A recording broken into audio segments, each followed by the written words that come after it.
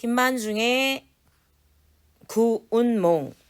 구운몽은요, 여기서 아홉 구자가 이렇게 나오는데, 아홉 구는 성진과 팔선녀라는 사람들을 의미해요. 성진은 이 소설의 주인공이고, 팔선녀는 8명의 선녀를 의미하는데, 8 더하기 1은 9, 즉 9는 9명의 인물을 의미하고요. 여기서 운이라는 글자가 나오는데, 운이라는 것은 이런 말이 있습니다. 사자성어로요. 들어보셨나 모르겠어요. 일장춘몽. 일장춘몽이 뭐냐면은 덧없다라는 뜻인데, 인생이라는 것은 운, 구름처럼 있다가도 없다, 덧없는 인생, 즉 인생무상. 일장춘몽이 곧 의미하는 바가 인생무상이고, 일장춘몽과 인생무상을 이게 얘를 이렇게 운이라는 게 구름을 의미하거든요. 구름 운자예요. 이게 구름 운자. 이 구름의 운자가 뜻하는 게 바로 일장춘몽, 즉 인생무상이라는 거죠. 그 다음에 이 마지막 글자에서 바로 몽이 나오는데요. 이 몽이라는 것은 여기서 꿈몽자입니다. 이 소설은 몽자류 소설 중에 하나인데요. 이 몽자류 소설이 뭐냐면은 꿈이 나온다라는 거예요. 그런데 중요한 게 이 소설이, 이 몽자류 소설은 굉장히 입체적으로 구성이 되었는데, 이렇게 구성이 돼요. 현실에서, 꿈에서, 꿈이 아니라 꿈에서 다시 현실로. 이게 무슨 말이냐면은, 꿈이 메인 얘기예요. 현실에 있다가 꿈으로 들어가고, 꿈에서 깨서 다시 현실로 돌아가는 구조가 보통 몽자류. 그러니까 꿈속에 있는 이야기류라는 거예요. 그래서 이 소설은 이 몽자류 소설이며, 이 몽자류 소설에 의미하는 바가 현실이었다가 꿈 얘기, 현실로, 즉 현실에 있다가 꿈을 꾸어서 꿈속으로 들어가서 꿈속에서 다시 깨어서 현실로 돌아가는 이야기인데, 이런 것들을 몽자류 소설이라고 한다고요. 그래서 이 소설이 마지막에 제목이 몽 이렇게 되어 있는 거예요. 자, 그런데 아까 제가 드린 말씀이 뭐냐면은 현실, 꿈, 현이 출제 요소 중에 하나가 이 소설이 입체적 구성이라고 했어요. 평면적 구성이 아니라 입체적 구성이라 그랬어요. 입체적 구성이라는 게 뭐냐면은 방금 말한 거예요. 현실에서 계속 현실이라면 이 소설이 평면적 구성인데, 현실에서 꿈에서 다시 현실로 돌아가는 이런 구조란 말이에요. 그런 맥락에서 봤을 때 입체적 구성이에요. 그래서 저는 지금 왜 구, 운, 몽인가에 대해서 말씀을 드렸습니다. 네. 그래서 아홉 구름의 꿈, 주인공이 성진이라는 사람인데요. 성진이라는 사람이 현실에서, 현실이라는 공간에서, 즉 주인공 양소유, 이 양소유가 곧 성진이에요. 다시, 양소유라는 사람이 성진인데, 성진이 현실에서, 그리고 현실 속의 인물입니다. 이 성진이라는 사람이 즉 중이에요. 즉 돌을 닦는, 수련을 하는 중인데, 이 사람이 꿈을 꾸게 됩니다. 꿈속에서 그는 양소유라는 인물로 살아요. 그러니까 양소유가 곧 누군 거예요? 성진인 거죠. 양소유가 성진인데, 성진으로 살았다가 양소유로 살았다가 다시 성진으로 사는 거죠. 그러면은 현실 속에서는 성진으로 살았는데, 어떠한 계기로 양소유가 되며, 양소유에서 잠을 깨서 다시 본래의 성진으로 돌아간다는 건데 이 소설의 핵심은 바로 뭐다? 이 양소유의 이야기가 주로 핵심 내용이라는 거죠. 그래서 이 양소유라는 인물은 현실 공간에서 인물은 되게 현실 세계에서 지금 세상에서 보면은 굉장히 성공한 사람이에요. 이 성공한 사람으로 보통 사람들이 누리고 싶은 부귀영화, 입신, 양명 이걸 다 이룬 사람이에요. 굉장히 성공한 사람이죠. 그러나 이 성공한 사람이 이상함을 느껴요. 따라따따따따따 공허해. 네, 인생에 굉장히 공허함을 느껴요. 이걸 뭐라고요? 아, 인생 무상을 느껴요.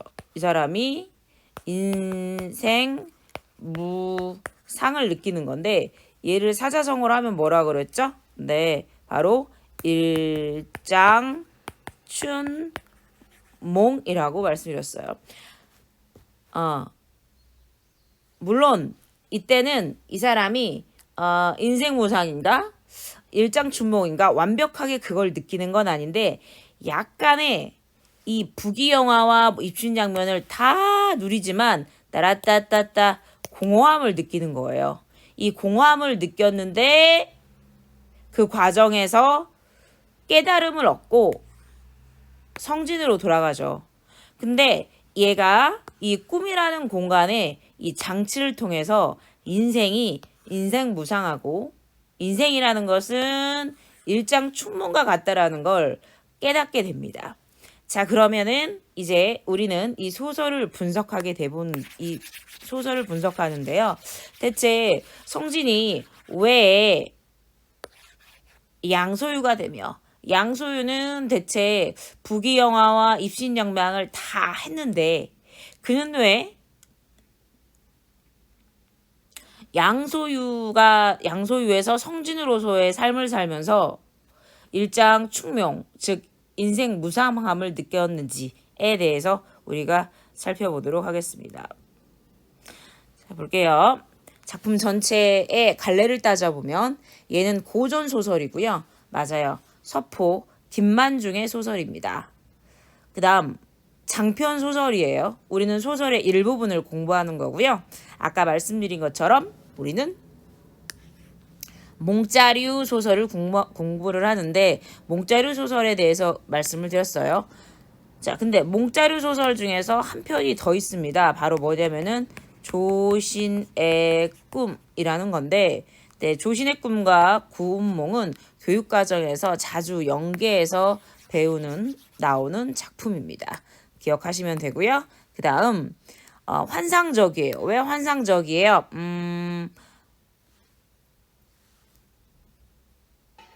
현실 세계에서 굉장히 환상적이라는 것을 여러분들이 이따 보시면서 아실 수 있을 거예요.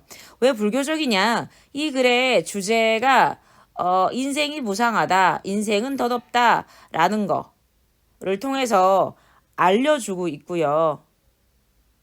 즉 성진이라는 사람이 스님이지만 부귀공명과 입신양명, 특히 여인을 욕망하게 됩니다. 자, 이런 것들이 다 덧없다라는 것을 알게 되죠. 물론 아까 말씀드렸던 것처럼 성진은 스님이에요. 그럼에도 불구하고 그렇죠. 여성을 이렇게 욕망했다라는 것은 불가에서 봤을 때 말도 안 되는 거거든요. 그래서 이러한 모든 꿈속에 있는 장치, 즉 양소유로서의 삶을 산 후에 모든 것들이 덧없다라는 것을 느끼는 거죠. 그렇기 때문에 성격은 불교적입니다. 배경 볼게요. 식용관이 설정돼 있어요. 그래서 허구의 문학이지만 명백히 시간과 공간적 배경이 설정되어 있다는 거 기억하셔야 돼요. 중국 장나라 때고요. 공간은 현실 세계와 꿈속 세계 한번 볼게요. 현실 세계에서는 여기 연화봉입니다. 연화봉이라는 것은 네, 여기 산봉우리 이름이 연화봉이라는 거예요. 중국 남악의 형산이라는 산에 이 연화봉, 그러니까 여러분들이 이걸 외우실 필요는 없고 지명이 나왔다. 공간에 대한 구체적인 배경이. 꿈속은요. 장안인데요. 이 장안이라는 것은 지금으로 우리나라로 치면 서울이에요. 즉 중국 수도 변방 지역이라는 거 기억하시면 되고요. 시점은 아까 제가 양소유, 성진 이런 말을 드렸는데 당연히 전지적 작가 시점이죠. 제제 연화봉에 사는 승려 성진이라는 돌을 닦는 수양을 하는 사람이 주인공이 갑자기 자기의 삶이 뭐야 너무 무료해 이건 아닌 것 같아 라는 걸 느낍니다. 그래서 꿈속에서 누가 성진으로서의 욕망하는 모든 것을 실현하는 인물이 입니다. 입신양명에서 부귀영화하고 무려 부인도 몇 명? 8명입니다. 그래서 이게 부인과 첩이 8명입니다.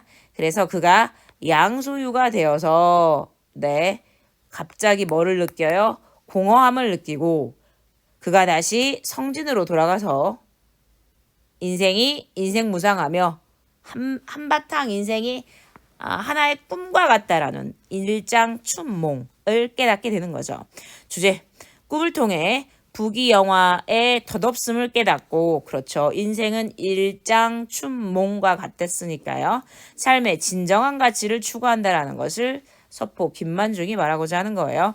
꿈과 현실을 오가는 입체적 구성이자 환몽 구조이며 현실 공간과 꿈속 공간이 모두 환상적으로 그려져요. 막 구름도 타고 다니고 그럽니다. 조선시대의 사대부의 입신양명에 대한 욕망이 투영됐고 불교적 색채가 굉장히 두드러진다는 거 기억하시면 됩니다. 자, 그럼 이제 본문 볼까요? 화이팅! 앞부분 줄거리. 당나라 형산 연화봉에서 연화봉은 이거 공간적 배경이라 그랬어요. 육관대사가 누구냐면 성진의 스승입니다. 절을 짓고 부처의 가르침을 이렇게 그러니까 포교를 하고 많은 중생들한테 가르치고 있었던 거죠. 어느 날 육관대사의 제자 성진은 이제 주인공 드디어 나왔네요. 동정호 용왕에게 인사를 드리러 가고 위부인의 시녀들인 팔선녀 주인공이죠. 자, 그러면은 여기 육관대사가 있고요. 위부인이 있어요. 육관대사의 제자가 성진이고요. 위부인의 시녀가 바로 팔선녀예요. 자, 그런데 둘이 만나게 됩니다. 어떤 계기로? 물론 우연적으로 만나요. 이 우연적으로 만나는데 얘가 어디 가다가 용왕에 있는 벌스데이 가다가 벌스데이 가고 생일 파티 가고 그 다음에 이 팔선녀는 육관대사에게 인사를 오다가 길 가다가 우연히 만나는 거죠.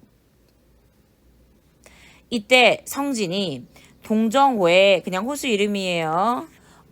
이르러 물결을 헤치고 수정궁에 들어가니 말이 안 되죠. 이 호수거든요. 인간이에요. 스님이래지만 스님이 물결을 헤치고 이게 호수 안으로 들어가요? 말도 안 되죠. 비현실적 요소, 전기적 요소가 있다라는 거 기억하시면 됩니다. 용왕이 크게 기뻐하여 성진 왜 왔어요? 인사하러 왔죠?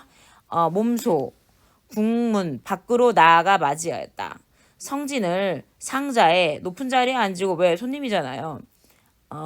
진찬을 갖추어 잔치를 열어 반찬이랑 막 이렇게 고급지게 대접하여 용왕이 손수 잔을 들어 권하자 성진이 말하되 술은 그러니까 이 용왕이 성진에게 뭐를 권했어요? 술을 권했어요. 근데 즉 스님이라는 사람이 먹으면 안 되는 것 중에 하나가 바로 술이에요. 술은 마음을 흐리게 하는 광약이라.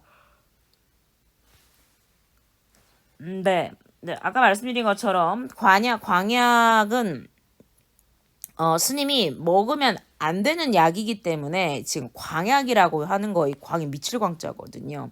그러니까 욕구를 이렇게 자기가 모르는 욕망을 실현할 수 있는 실수할 수 있는 그 장치죠. 누구 탓이야? 이 용왕. 불가에서는 크게 경계하는 것이니 뭔 말이냐? 내가 중이다. 나 중인데 술 먹을 수 없다. 용왕의 제안에 지금 거절하는 거죠. 파괴를 하지 못한 파괴가 뭐냐면은 계율을 어기는 거예요. 네, 스님의 중의 계열 중에서 술 먹으면 안 되고 여자랑 결혼하면 안 되고 여자랑 사귀면 안 되고 이런 것들이 있어요. 근데 그 계율을 지켜야 되는데 용왕은 지금 권했단 말이에요. 그러니까 술 먹으면은 이거를 계율을 어기는 파괴겠죠, 파괴. 용왕이 가로되, 이 가로되라는 말은 가로왈이라는 글자를 써서 말하기를 이런 뜻입니다. 부처가 5가지 계율로 술을 경계하는 줄을 내 어찌 모르리오만. 그러니까 용왕이 스님이 중이 술 먹으면 안 된다라는 것을 이미 안다는 거죠. 궁중에서 쓰는 술은 인간의 광약과 달라서 잠옷 사람의 기운을 화창하게 하고 마음을 방창하게 아니하이다. 얘가 설득의 근거가 뭐냐면은 인간의 술하고 보통 술하고 그 다음에 여기 용궁에 있는 술이 뭐다? 다르다. 여기는 거의 어떻게 네가 생각하는 광약인데 여기는 광약이 아니라 그렇지. 그러니까 바카스 가는 거야. 성진이 지성으로 권하니 아이고 네 잠시만요. 갑자기 네 성진이 지성으로 권하니 용왕이 차마 사양하지 못하고 잇따라 석잔을 이 세 잔을 기울였다. 원샷 원샷 원샷. 불교의 계율 즉 파괴한 거죠. 파괴. 용왕께 하직하고 인사하고 바람을 타고 연화봉을 향하여 집 돌아오다 산 아래 이르러 스스로 깨닫기를 술기운이 올라 낯이 달아오르니 마음속으로 생각하기를 어찌됐건 술 석잔 즉 파괴를 하고 집으로 돌아가는 길입니다. 그때 집으로 돌아가다가 왠지 혼날 것 같은 거죠. 만일 얼굴이 붉으면 사부께서 육관대사께서 이상하게 생각하여 크게 꾸짖지 않으리요. 스스로 생각하는 거죠. 나 혼날 것 같아 라고 하고 즉시 냇물로 내려가 옷을 벗고 두 손으로 물을 움켜 취한 낯을 씻는데 스승님한테 혼날까봐 술 먹은 걸 들킬까봐 세수를 한 거죠. 문득 기이한 향내가 코에 징동하여 향로 기운도 아니요 화초 향내도 아니야. 그러니까 여기 제사 지낼 때 보면 이렇게 뭐 꽂아서 이렇게 향이 피워지잖아요. 이 냄새도 아니고 꽃냄새도 아닌데 사람의 뼛속에 사무쳐 정신이 호탕하여 능히 표현할 수 없었다. 그러니까 그쵸. 아주 아름다운 향수를 맡고 지금 정신이 아찔한 거죠. 무슨 냄새입니까? 그렇죠. 팔선녀의 아름다운 그렇죠. 암내겠죠.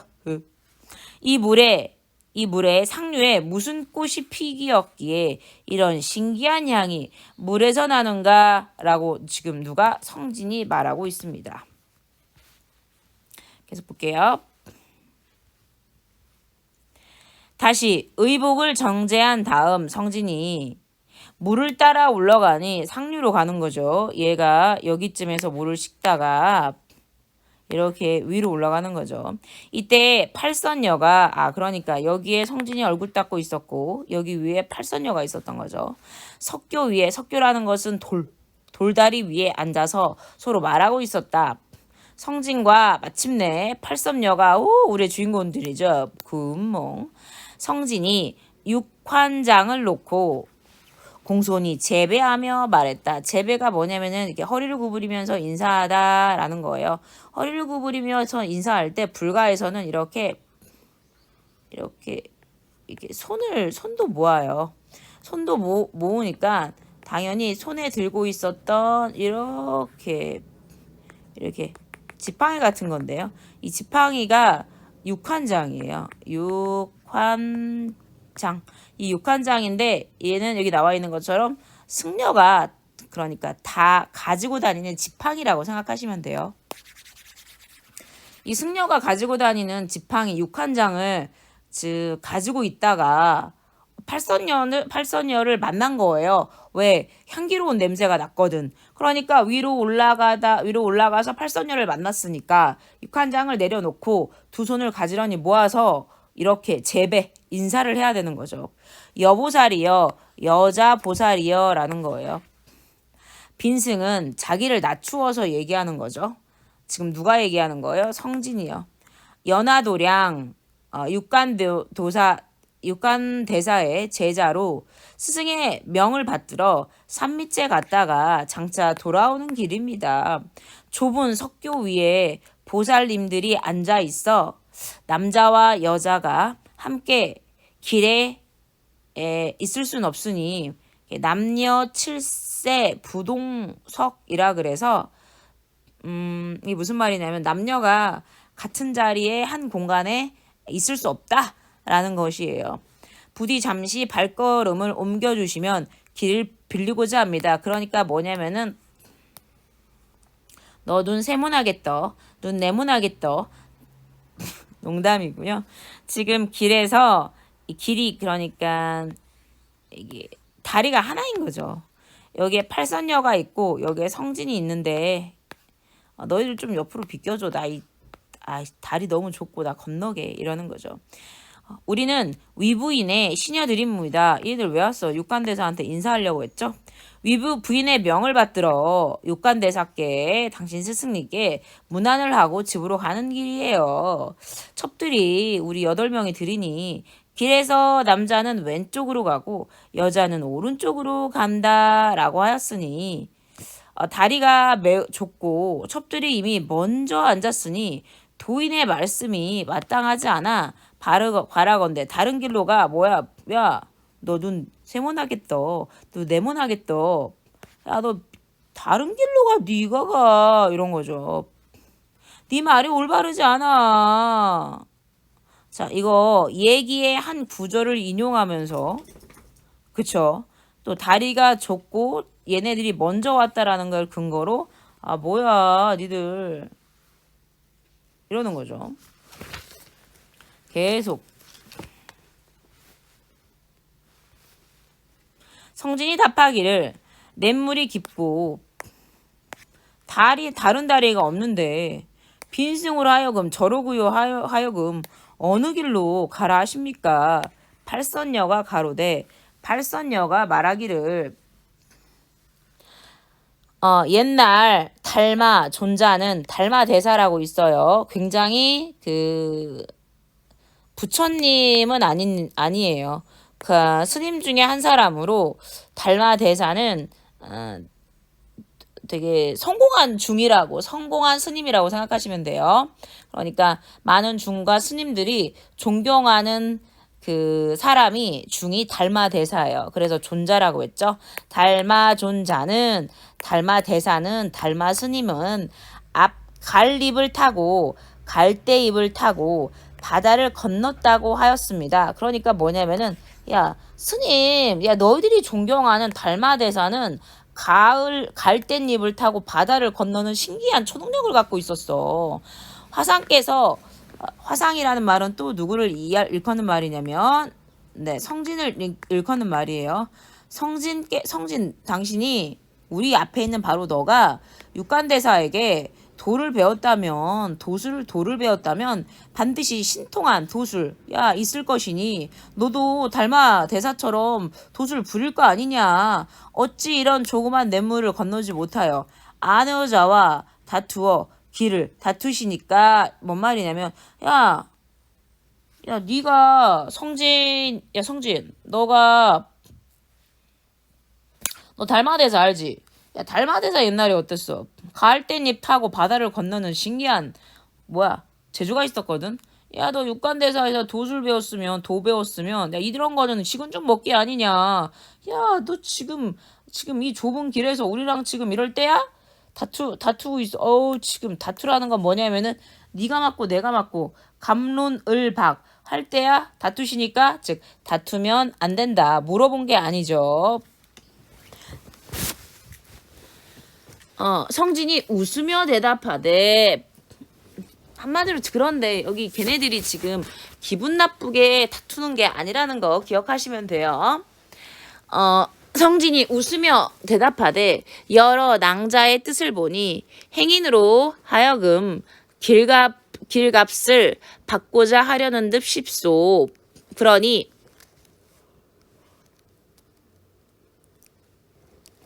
가난한 중에게 어이 금전이 있으리요.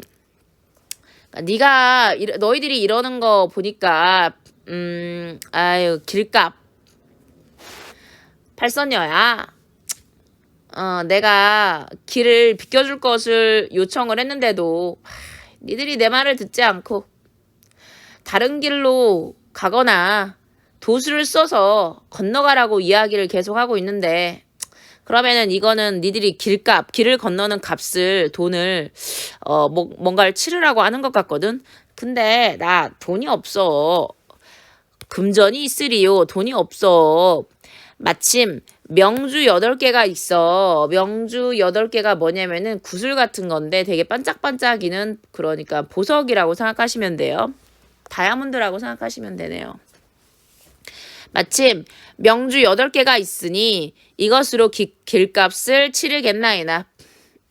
여기 있어. 줄게. 가져가. 라는 거죠. 손을 들어 복사꽃, 복숭아꽃, 가지 하나를 꺾어 팔선녀 앞에 던지니 그 8봉오리 땅에 떨어져 8개의 명주로 화하였다, 변하였다라는 뜻입니다. 신기하죠? 팔선녀가 각각 주어 손에 쥐고 라고 나왔는데 어때요? 정기적 요소가 들어갔죠? 이거 환상적인 장면이고요. 볼게요. 팔선녀가 성진이 만들어준 명주, 보석을 다이아몬드를 받아가는 것은 이들 사이에 인연이 맺어졌다라는 것을 암시하고 있다.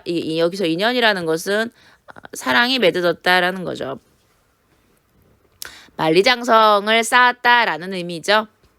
성진이 돌아보며 찬연히 한 번 웃고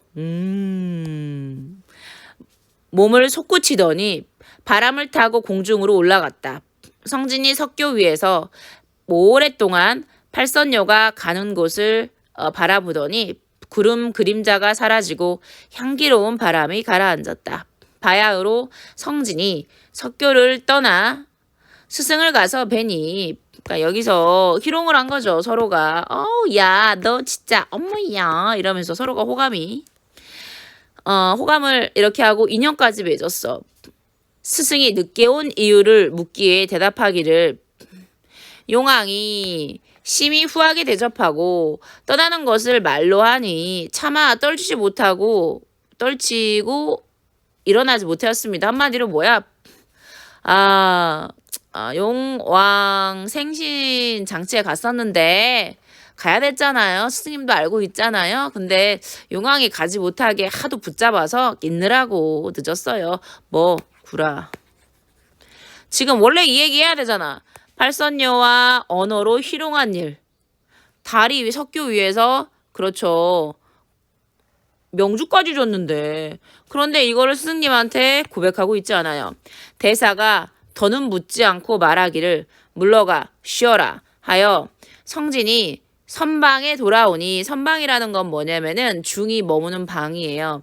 날이 이미 어두워졌다. 성진이 8선녀를 본 후에 정신이 잠옷 황홀하여 마음이 생각하되 여성들하고 인연을 맺었어요. 뽀뽀도 하고요. 네, 아까 그걸 암시한다 그랬지만 그 향기에 취했단 말이죠. 그랬더니 이런 생각을 하는 거죠. 갑자기 자기가 중으로서 사는 것에 대해서 만족스럽지 못하다고 생각합니다. 즉 내적 갈등 시기합니다. 아니 내가 남자로 태어나서 어려서는 공자맹자 글을 읽고 자라서는 요순 같은 임금을 섬겨. 요순이 요순 시대라고 하고 혹은 요순 임금이라고 하는데 중국에 있는 요임금과 순임금인데요. 이 임금은 태평성대 이 임금 요순 시대 임금은 태평성대를 말하는 거고 요순 시대에 살았던 백성은 되게 행복했대요.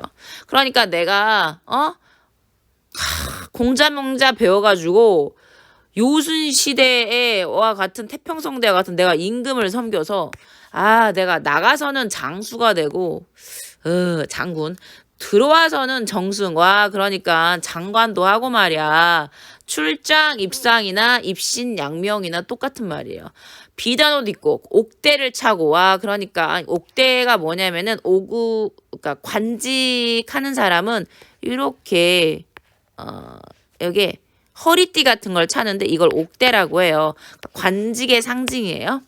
옥걸에 조회하고 궁궐에서 조회도 하고 눈에 고운 빛을 보고 귀에 좋은 소리를 듣고 은택이 은혜와 덕택이 백성에게 미치고 내가 출세하면 말이야 공명을 이름을 후세에 널리 알리는 것이 또한 대장부의 일이거든.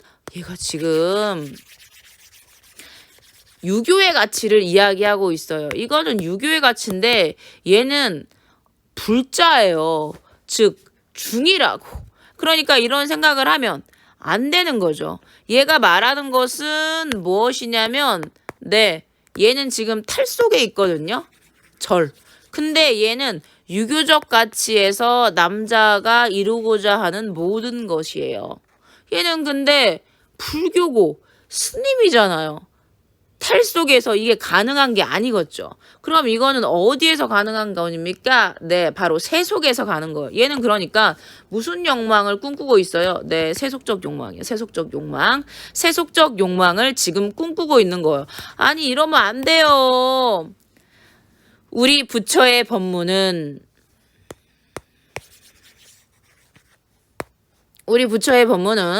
유교의 가치관을 플러스라고 생각하고 있는 거죠. 그런데 말이야, 우리 부처의 법문은 성진이 생각했을 때 얘를 부정적으로 생각하는 거예요. 한 바리떼, 그러니까 한 보따리의 밥과 한 병의 물과 2억 원의 경문과 그러니까 성경책 이렇게 생각하시면 돼요. 108염주. 염주가 뭐냐면 동글동글 목걸이인데 얘를 염주라고 하고 왜 108가지라면은 인간이 살면서 번뇌를 앓게 되는데 그게 108가지 번뇌라 그래서 108번뇌라고 합니다. 108 그래서 염주도 108가지예요. 염주뿐이니 그러니까 뭐야 불교에선 해봤자 진짜 너무 소박해. 야 이거 소박한 정도가 아니야. 비록 그 도가 높고 아름다우나 적막하기가 심하도다라는 거죠. 그러니까 얘가 지금 갑자기 세속적 욕망을 지향하면서 탈 속에서 살고 있는 부처님의 제자로서 이룰 수 있는 것에 대해서 이 정신적 가치는 그래 아름다우나 현실적 가치 너무 마이너스네. 진짜 정말 한심해. 내가 회의감 느껴. 내가 왜 중을 하고 있는 거야? 그래 성진은 지금 내적 갈등하고 있는데요. 심하게 하고 있습니다. 속세의 삶과 바로 탈 속의 삶. 여기서는 바로 부처님의 가르침의 삶으로 사는 건데 이게 바로 도는 아름다우나 적막하다고 이야기하고 있고요. 이 속세의 삶을 굉장히 너무 좋다. 진짜 부귀공명 쩔고 진짜 이런 거네요. 그렇군요. 얘가 부처님의 제자로서 이렇게 내적 갈등을 한다라는 것은 육관대사의 제자로서 불자로서 올바르지 않은 거죠. 그렇기 때문에 얘가 내적 갈등을 했기 때문에 이거를 누가 다 알아요? 육관대사가 다 아시고 성진에게 벌을 주는 거죠. 그래서 얘가 현실에서는 성진에서 살았는데 어디로 가는 거예요? 꿈속으로 들어가는 거죠. 이게 바로 육관대사가 내리는 벌이에요. 즉 인간 세상에 그렇게 네가 원하는 그래 이 유교적 가치 이 모든 것을 다 너 해라. 너가 원하는 부귀공명 입신양명 다 해라. 다 해. 이 원인이 되는 게 바로 성진의 내적 갈등이라고요. 생각을 이리하고 나 진짜 여자 너무 만나고 싶어. 저리하며 나 진짜 입신양명해서 부귀공명 진짜 나 진짜 왜 땡중한다 그래가지고 중한다 그래서 왜 내가 이러고 있어. 밤이 깊었는데 문득 눈앞에 팔선녀가 서 있어. 놀라서 다시 보니 이미 간 곳이 없더라. 어떡해요. 그 여자들이 너무 좋았나 봐. 지금 눈앞에 어때? 팔선녀도 보여. 얘 미쳤어 미쳤어. 성진이 크게 놀라 뉘우치며 생각하되 부처의 공부는 뜻을 바르게 함이 제일 큰 공부이거늘. 그러니까 딴 생각을 안 하는 게 부처의 제일 큰 공부다. 내가 출가한지는 뭐냐면은 세속적 삶을 버리고 집에서 나온지 가출을 뒤집어서 쓰면 출가죠. 여기서 가는 이 글자인데 바로 집가자예요. 그래서 집에서 나온지 이미 10년에 자 그러면 얘가 10년 동안 수양을 했다는 뜻이에요. 육관대사 밑에서 일찍이 털끝만큼도 불가의 법을 어기고 구차한 마음을 먹지 않았는데 나 세속적 출세와 부귀 욕망 여자들 이런 거 절대 관심이 없었는데 이제 이렇듯 잘못된 마음을 가지면 어찌 내 앞날에 해롭지 않겠는가. 야 나 진짜 이러면 안 될 것 같아. 옳지 않아. 정말 해로워. 이렇게 이야기하는 거죠. 그래서 얘가 좀 지금 자기가 이런 생각을 해서 얘가 후회를 하는 거죠. 나 안 될 것 같아. 내가 진짜 이건 아니지 이러면서 향로에 전단을 다시 피우고 향로에 이렇게 향을 꽂은 거죠. 의연히 포단에 앉아 방석에 앉아 정신을 가다듬어 염주를 굴리며 목에 건 염주를 손에 쥐고 1점 부처를 외우는데 나무야미타불 정신을 가다듬은 거죠. 18가지 번뇌 중에서 세속에 대한 욕망을 지우고자 갑자기 창밖에 동자가 뭐냐면은요 이 동이 아이동자예요. 그러니까 아이 절에서 사는 어린 스님 빡빡이 깎았어요. 동자가 부르되 사형은 주무십니까? 사형은 뭐냐면요 사형 그 다음에 사제 반대말인데 그러니까 불교에서 절에서 형제는 아니잖아요. 근데 같이 육관대사 아래서 배우는 사람들인데 나이가 높은 사람을 선배를 사형 그 동생을 사제라고 하는 거예요. 사형은 주무시나이까? 대사께서 부르십니다. 성진이 놀라 생각하기를 깊은 밤에 나를 부르시니 반드시 이유가 있다. 동자와 함께 사제와 함께 방장에 나아가니 방장에 나아가니 여기에 방장이라고 나왔는데 방장은 여기 처소라고 생각하시면 되고 이 처소는 누구의 처소겠어요? 육관대사의 방이겠죠. 육관대사가 모든 제자를 모아놓고 촛불을 낱같이 켜고 그러니까 밤이었죠. 성진을 꾸짖기를 성진아 네 죄를 아느냐? 성진이 섬돌 아래에 내려가 꿇어앉아 대답하되 그러니까 섬돌이라는 것은 뭐 조그만 바닥에 있는 어떤 돌이라고 생각하시면 돼요.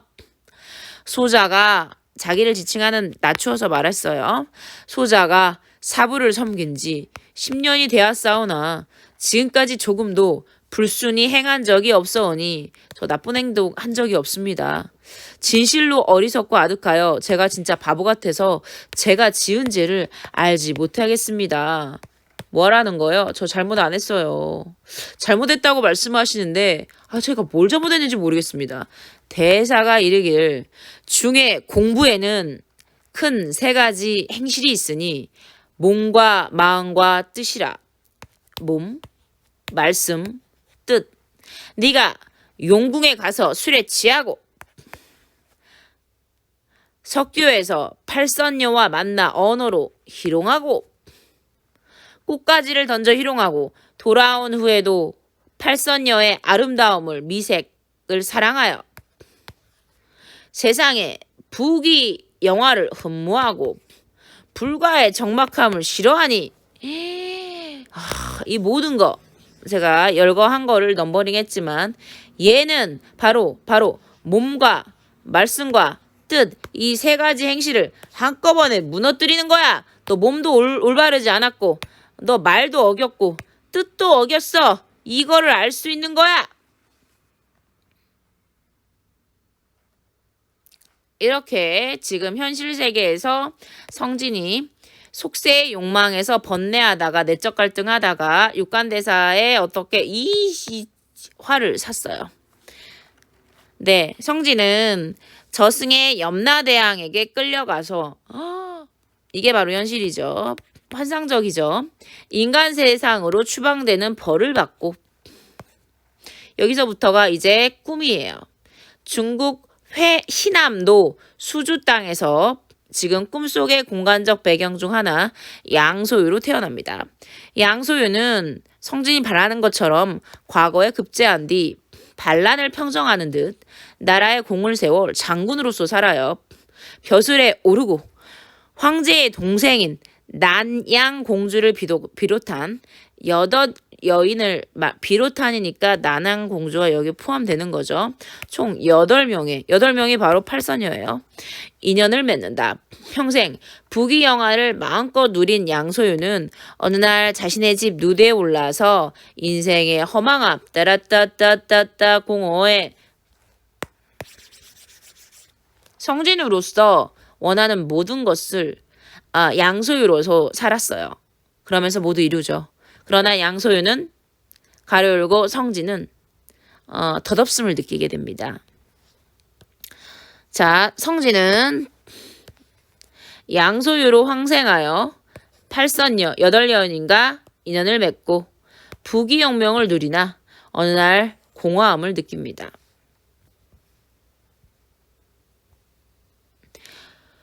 소유는 본디 한압에 배옷을 입은 미천한 선비로 배옷을 입은 선비다 라는 말은 벼슬 없는 가난한 선비를 말하고요.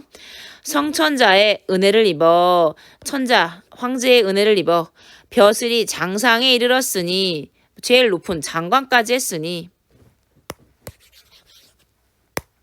낭자들의 8명의 은정이 사랑하는 마음이 100년이 하루 같으니 당신들 팔선녀인지 몰라. 지금은 아직 꿈이니까 8명의 부인과 첩들아 여러분들이 부인들이 나를 사랑하는 것은 100년이 하루 같아.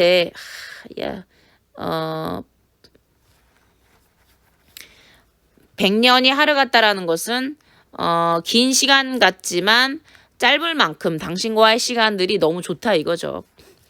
만일 모두 전생 수견으로 모였다가 지난 세상에서 맺은 인연 때문에 우리가 다시 모였다가 인연이 닿아여 각각 돌아감은 천지의 떳떳한 일이야. 그러니까 우리가 인연을 다 해서 다시 각자 자기 길로 돌아가는 것은 그래 하늘을 보기에도 떳떳한 일이야. 우리가 돌아간 100년 후에 높은 대가 무너지고 굽은 연못이 메어지며 이거 뭔 말이냐면요. 우리가 죽잖아. 우리가 인간이기 때문에. 근데 우리가 죽은 어떻게 100년 후에 이 집을 쌓았던 이런 뭐 기둥 같은 거, 대 이런 거는 무너지고 굽은 연못이 연못이 메워졌다라는 것은 연못이 사라진다라는 얘기죠.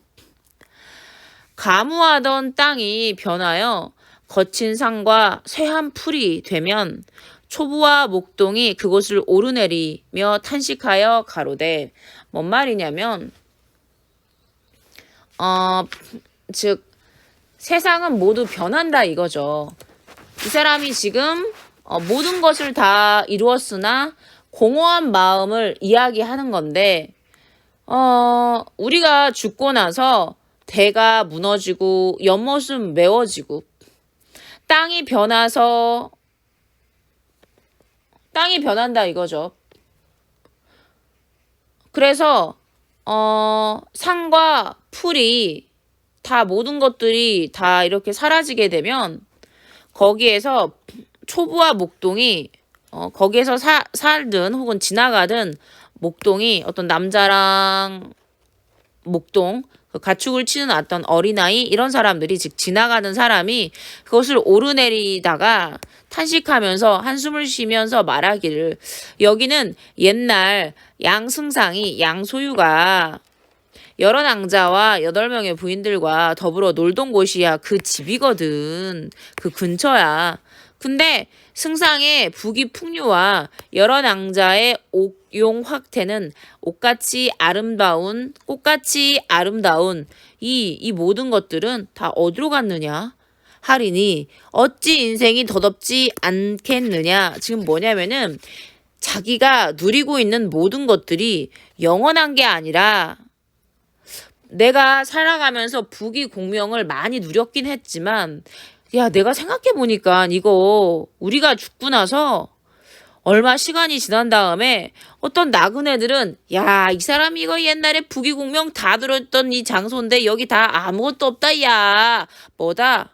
모든 것이 시간이 지나면 다 사라질 것이라. 나 너무 우울증 걸렸어. 나 너무 공허해. 내가 지금 이룬 모든 것들이 다 덧없어. 왜? 시간이 지나면 사라질 거거든. 나 어떡해. 덧없지 아니한가 서리법으로 얘기했는데요. 덧없어 라고 이야기하는 거죠. 내가 생각하니 네. 양소유가 이야기하는 거죠. 팔성녀에게. 천하에 유도, 선도, 불도가 가장 높으니 유도가 뭐냐면은 유학, 선도가 그 도교, 불교가 가장 높으니 이를 삼교라고 이른다. 유도는 생전의 사업과 신우의 이름을 전할 뿐이요. 네, 그 유학이라는 것은 생전의 사업이라는 것은 그러니까 살아가는 동안에 입신양명을 해서 부귀공명을 하면은 이게 목적이거든요. 유학이. 죽고 나서 그러니까 이름을 남긴다. 신선은 신선이 바로 선도입니다. 신선은 예로부터 구하여 얻은 자가 드무니 진시황, 한무제, 현종 황제를 보면 알 수 있다. 뭐야? 그 선도를 닦는 사람들은 이걸 해도 선도가 추구하는 바를 이룬 사람을 드물다. 진시황도 그랬고 한무제도 그렇고 형종황제도 그랬어. 참고로 선도에서는요 불로장생을 꿈꾸는데 이 사람들 다 그러지 못했어요. 내가 벼슬에서 물러난 후로부터 밤에 잠이 들면 꿈속에서 매일 포단 위에서 이렇게 방석 위에서 참선하는 모습을 보니 참선이 뭐냐면은 돌을 닦는 거야. 이거. 그러니까 얘는 누군 거예요? 꿈속에서 양소유가 꿈을 꾼 거죠. 꿈속에서 양소유가 꿈을 꿨는데 이 꿈에서 누구 나온 거예요? 네, 성진을 본 거죠. 근데 즉 양소유가 성진으로서 살았던 기억이 꿈으로 꾼 거였죠. 이는 필연 반드시 불가와 내가 인연이 있는 것 같아. 내가 장차 장자방이 적송자를 따른 것을 본바다. 그러니까 장자방이라는 사람이 적송자라는 사람을 따른 것을 본바다.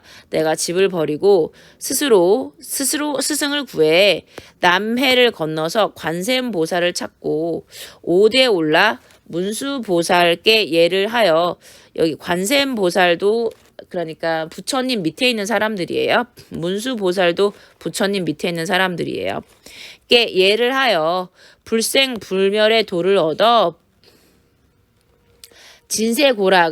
진세고락이라는 건 뭐냐면요. 인간사에서 느끼는 고통, 즐거움, 이런 것들 모든 것에 대해서 벗고자 하되 그대들과 반평생을 같이 보내다가 갑자기 이별하려 하니 슬픈 마음이 자연스레 곡조에 나타난 것이요. 뭔 말이야? 얘는 이미 결정을 했어. 이미. 나 어디로 갈 거야? 나 불가에 귀의할래. 나 인생 덧없다. 내가 생각해봤는데 유도 그 다음에 선도, 불도 중에서 제일 나은 거는 여기 불도 같거든. 왠지 알아? 유교는 생전의 사업과 죽은 뒤에 이름을 남겨. 얘 한계 있어. 도교? 야, 얘 도교를 한다 그래도 막상 성공한 사람이 되게 드물어. 야, 역사적으로 진시황 한무제, 현종 그랬잖아. 아, 얘는 조금 아닌 것 같아. 유교하고 도교에 대한 한계를 제시하고 얘를 인식하고 있어요. 불교. 야, 왠지 내가 불교랑 인연이 있는 것 같은데 내가 맨날 꿈꿨어. 가끔 꿈 꿨거든. 이런 얘기를 하고 있어요. 결국 양소유는 벼슬이 가장 높은 장상에 이르렀고 그래서 북이 영화를 다 누렸는데 나는 인생이 지금 덧없어. 왜? 죽고 나면 모두 사라질 건데 내가 지금 덧없단 말이야. 그래서 불가에 귀의해가지고 나 스님 될 거야 라고 이야기하고 있어요.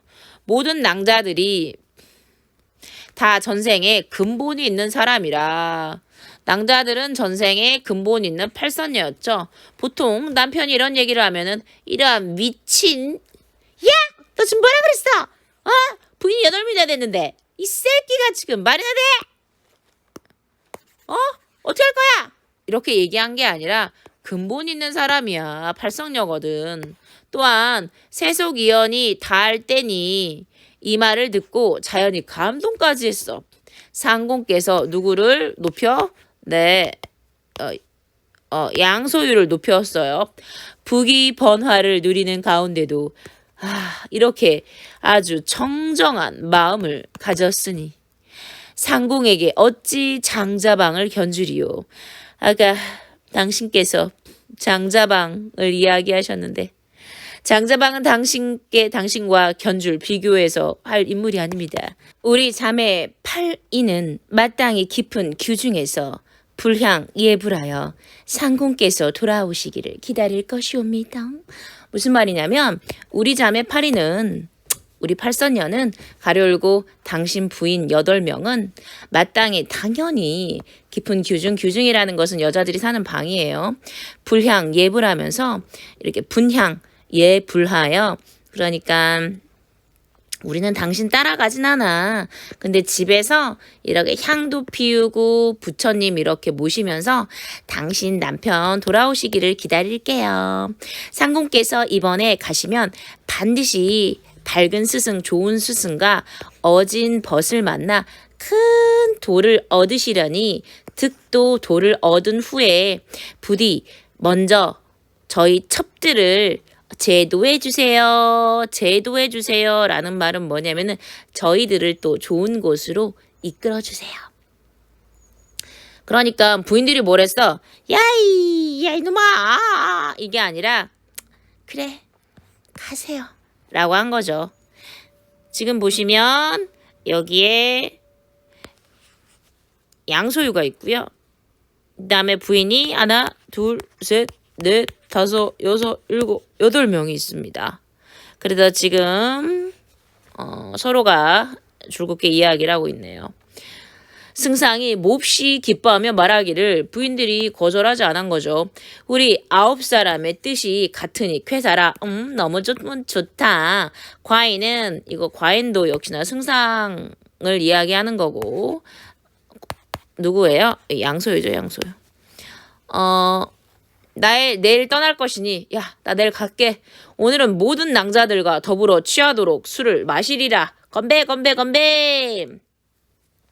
첩들이 각각 한 잔씩 받들어 상공을 전송하오리다. 여기까지 볼게요.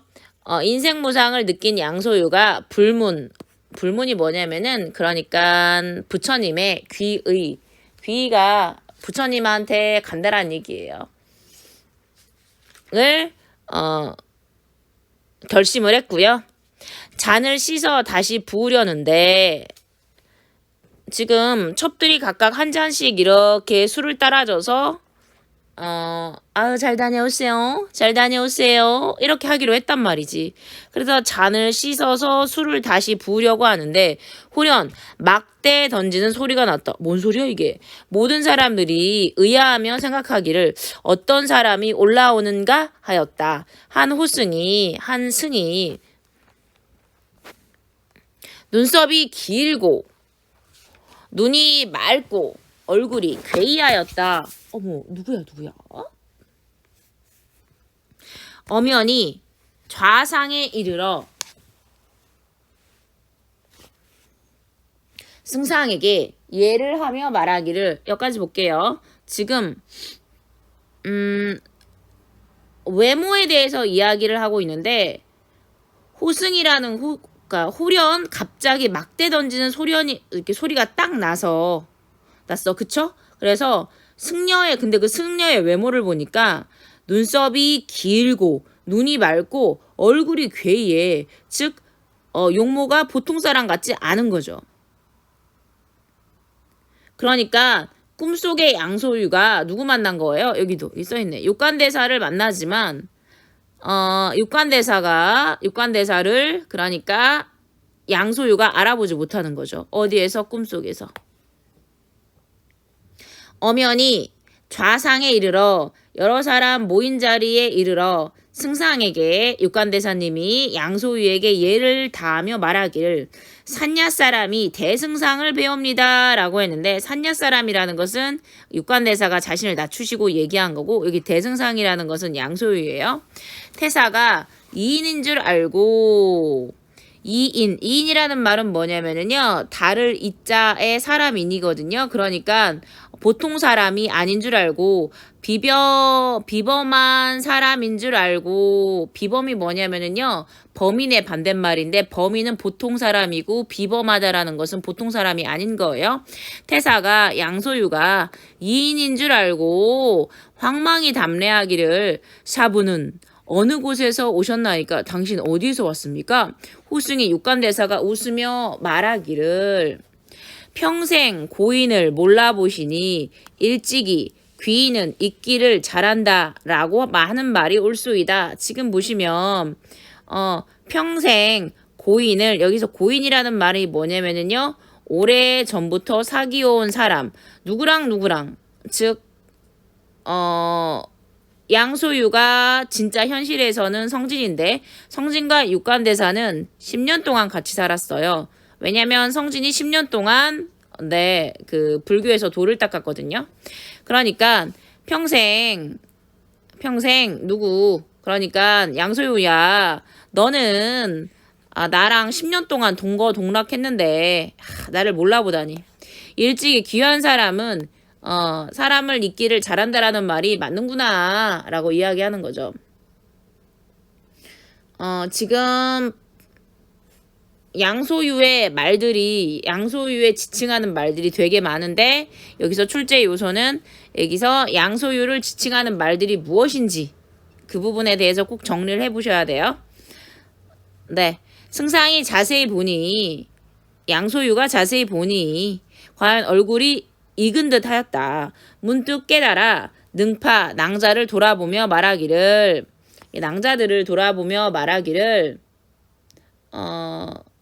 능파 낭자라는 것은 여기서 여러 명의 낭자 중에서 능파 낭자는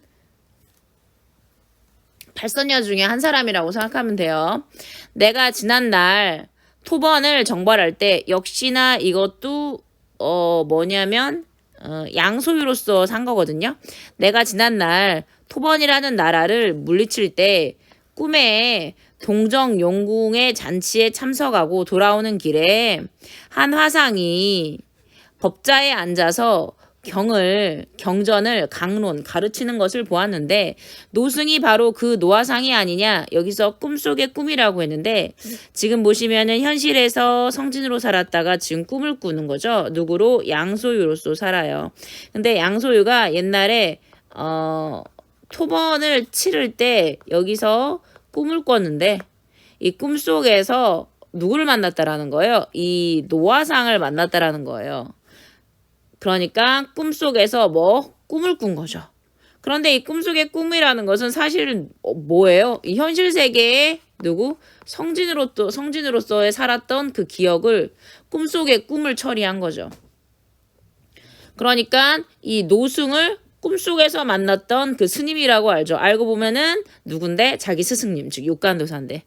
호승이 박장대소하면서 손뼉을 치면서 껄껄껄 웃으며 말하기를 옳도다 옳도다. 비록 그 말이 옳으나 꿈속에서 잠깐 만난 일은 기억하고 10년 동안 같이 살았던 기억은 하지 못하니 누가 양장원이 곧 승상이고 승상이 소유인 거죠. 총명하다 하였는가. 그러니까 야 참나 꿈속에서 만난 나는 기억하고 그 다음 10년 동안에 같이 살았던 나는 기억하지 못하니 누가 당신을 총명하다고 얘기해? 당신 총명하지 않다. 승상이 망연자실하기를 여기까지 망연자실하며 말하기를 망연자식이라는 건 뭐냐면은 정신을 잃을 정도로 멍하게 란 뜻이에요. 소유는 여기에서 요약적 제시 나왔어요. 요약적 제시는 사건을 좀 빠르게 전개시키죠. 자기 얘기하는 거예요. 소유는 15, 6세 이전에는 부모의 슬하를 무릎 아래란 뜻인데요. 부모랑 같이 살았고 16세에 급제하여 곧바로 증명을 받아 관직에 이르렀으니 동으로 연나라 사신으로 가고 토번을 정벌하러 떠난 것 외에는 일찍이 경사를 떠나지 아니하거늘 어찌 사부와 함께 10년을 상종 10년을 제가 같이 살았단 말입니까? 여기까지 당신하고 10년 동안 살지 않았어. 당신은 10년 동안 산 기억을 나더러 못한다고 하는데 노승이 웃으며 말하기를 상공이 아직도 춘몽을 깨지 못하였습니다. 즉 왜 양소유로서 사는 것은 꿈이잖아요. 승상이 말하기를 사부는 어찌하면 소유로 하여금 저로 하여금 춘몽을 이 짧은 꿈을 깨게 하실 수 있나이까? 보통 사람이면 미친놈이라고 하겠는데 노승이 이르기를 이는 어렵지 않도다 하고 손에 잡고 있던 석장을 얘가 석장이에요. 들고 돌 난간을 2번 두드려 톡톡 렸다. 갑자기 내 골짜기에서 구름이 일어나 누대 위를 뒤엎어 지척을 가까운 곳을 분변하지 못하였다. 자, 구름이 막 일어났다는 얘기죠. 승상이 아득하여 마치 취문 가운데 술 취한 것 가운데 있는 듯하니 한참 만에 소리를 질러 말하기를 사부는 어찌하여 정도로 바른 길로 소유를 인도하지 않고 환술로서 희롱하시나이까? 라고 소리를 지르는 거죠. 왜냐하면 자기의 정신이 아득해지고 그러니까 승상이 말을 마치지 못하여 구름이 거치는데 노승은 간데 없고 좌우를 돌아보니 팔랑자도 간데 없어. 승상이 매우 놀라 어찌할 바를 모르는 중에 높은 데와 많은 집들이 한순간에 없어지고 자기의 몸은 작은 남자의 방석 위에 앉았는데 향로의 불은 이미 사라지고 지는 달의 창가에 비추고 있었다. 자, 보죠. 아까 그 성진이 육관대사에게 불려갔어. 동자승이 사형 대사님이 오래요 라고 하면서 그때가 분명히 밤이었어요. 그날에 굉장히 많은 일이 있었는데 그 용왕 생일날에 갔다가 팔선녀까지 만난 그 밤이었죠. 그 밤인데 지금 향로의 불은 사라졌어. 달이 창가에 비치고 있었어. 시간이 경과했다라는 거죠. 불과 얼마 만이야. 네, 그날 밤에서 새벽까지 시간 동안 얘는 양소유로서 살았던 거죠. 꿈을 꾼 거죠. 자신의 몸을 보니 108 염주가 걸려있고 머리를 손으로 만져보니 각각 끈 머리털이 까칠까칠하니 완연히 소화상의 몸이요. 뭐요? 그러니까 중인 거죠. 전혀 대승상의 위험 있는 모습이 아니니 정신이 황홀하여 오랜 후에야 비로소 제 몸이 연화도량의 성진행자임을 깨달았다. 드디어 깨달은 거죠. 자기가 누구라는 것을. 양소유가 아니라 성진이라는 걸. 그리고 생각하기를 처음에 스승에게 책망을 듣고 꾸중을 듣고 풍도옥으로 가서 지옥으로 가서 아까 염라대왕에게 가서 인간 세상에 환도하여 도착하여 양가의 아들이 되었다. 양씨의 아들이 되었다.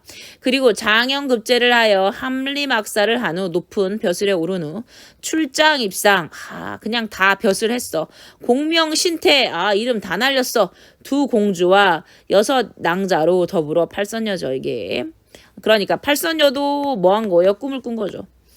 더불어 즐기던 것이 다 하룻밤에 one night 꿈이로다. 이는 필연 사부가 나의 생각이 틀린 것을 알고 나로서 이런 꿈을 꾸게 하시어 인간 부귀와 남녀 정욕이 다 헛되다라는 것을 알려준 꿈을 통해서 성진에게 깨달은 거죠.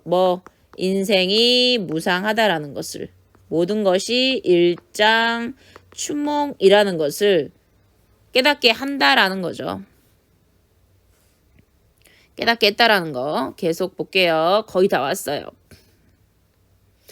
네, 성진이 서둘러 세수하고 의관을 정제히 하여 방장에 나아가니 다른 제자들이 이미 다 모여 있었어.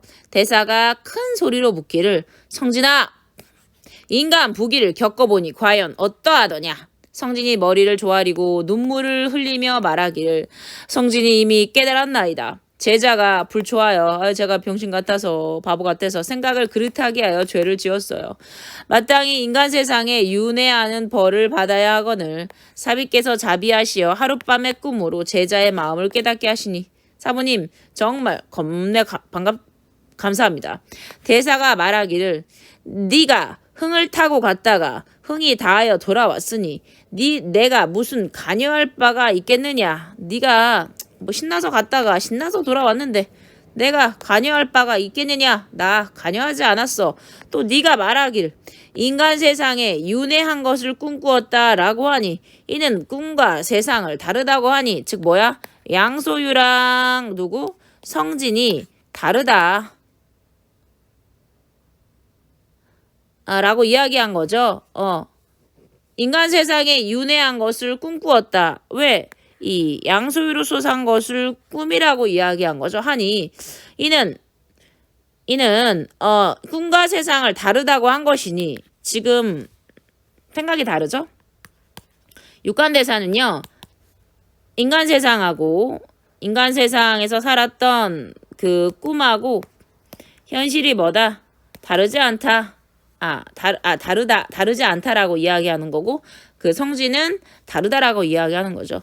네가 아직도 꿈을 깨지 못하였도다. 네가 아직도 깨닫지 못하였구나. 옛말에 장자가 꿈에서 나비가 되었다가 다시 나비가 댕주가 되었다. 이건 뭐야?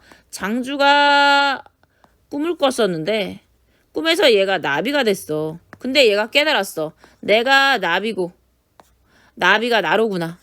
이렇게 깨달았거든. 이 꿈이 바로 호접지몽이에요. 호접지몽. 인용을 했어요. 어느 것이 거짓이고 어느 것이 참인지 분별하지 못하나니 이제 성진과 소유에게 있어 어느 것이 참이며 어느 것이 꿈이냐. 자 볼게요.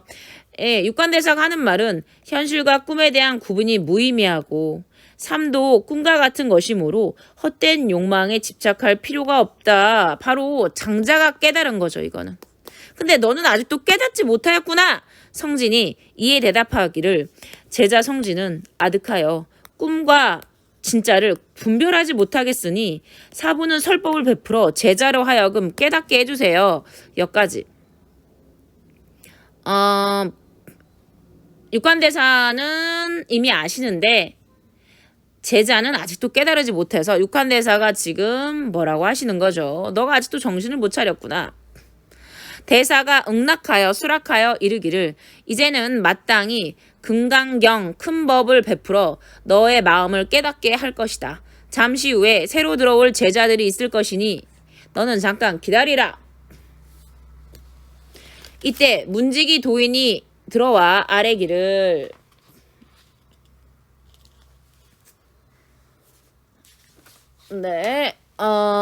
어제 왔던 위부인의 시녀 팔선녀가 또 와서 사부께 뵙기를 청하나이다. 대사가 들어오라 하니 팔선녀가 대사 앞에 나와 합장 고두하고 머리를 조아리고 살해하기를 제자들이 비록 위부인을 모시고 있으나 실로 배운 것이 없어 세속 정역을 잊지 못하였는데 대사의 자비심을 2번 하룻밤에 꿈을 끄고 깨달았습니다. 팔선녀도 성진과 똑같은 꿈을 꿨어요.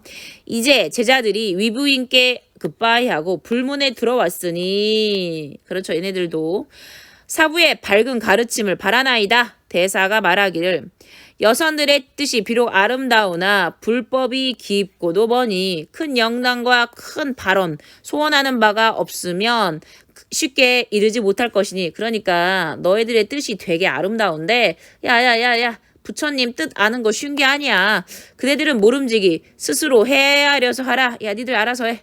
팔선녀가 물러나와 얼굴에 칠한 연지분을 씻어버리고 화장 지웠어. 소매에서 금전돌을 꺼내어 이렇게 조그만 칼을 꺼내요. 흑운 같은 머리를 딱 깎아버렸어.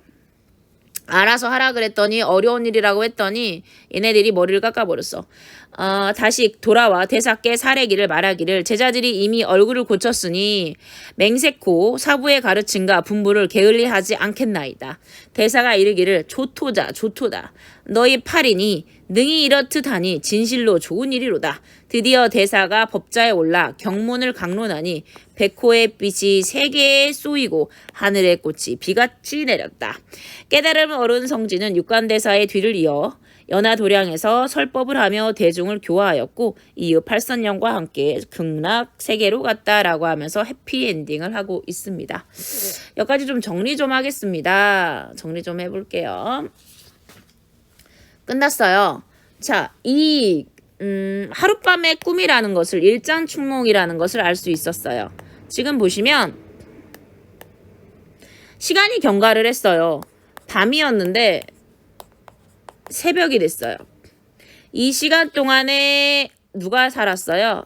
양소유로서의 삶이 진행됐다는 거죠. 되게 짧은 시간이었다라는 거죠. 네, 밤이 깊었고 향단에 이렇게 향로를 피웠고요. 새벽이 돼서 이 향로불이 다 사라졌어. 그 다음에 여기에 달이 이렇게 저물어 갔어요. 그거를 통해서 시간이 경과했다라는 걸 알 수 있고요. 그 성진이 아까 눈물이 흘렸거든요. 이 눈물을 흘렸다라는 건 뭐냐면 얘가 인생이 무상하다라는 것을 깨달았단 거죠. 더불어 그 육관대사가 꿈을 통해서 자신에게 깨우침을 알려줬잖아요. 그거에 대해서 감사하고 있다라는 것과 그 다음에 또 얘가 아까 성진으로서의 살 때 그 꿈으로 들어가기 전에 세속적 욕망으로 인해서 내적 갈등 굉장히 많이 했잖아요. 그에 대해서 얘가 반성을 하는 거라고 기억하시면 되고요. 이 소설에서 아까 일장춘몽이라는 말과 그 다음에 비슷한 단어가 있어요. 아까 인생무상이라는 단어, 그 다음에 아까 장자가 꾼 꿈이 있거든요. 호접지몽이라는 거는 기억을 하셔야 합니다. 네, 물론 양소유가 성진이 되어서 양소유로서의 삶 덕분에 꿈하고 현실이 다르지 않는다라는 것을 드디어 깨닫게 돼.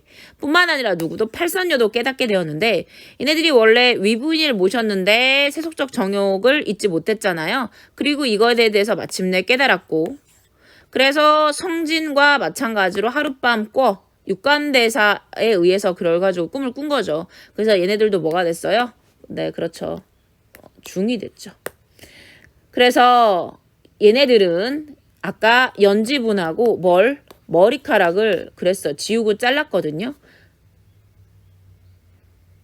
네, 결과적으로 왜 이런 행위를 했느냐 하는 것은 육관대사가 야 쉬운 일이 아니야. 어려워. 할 수 있겠어?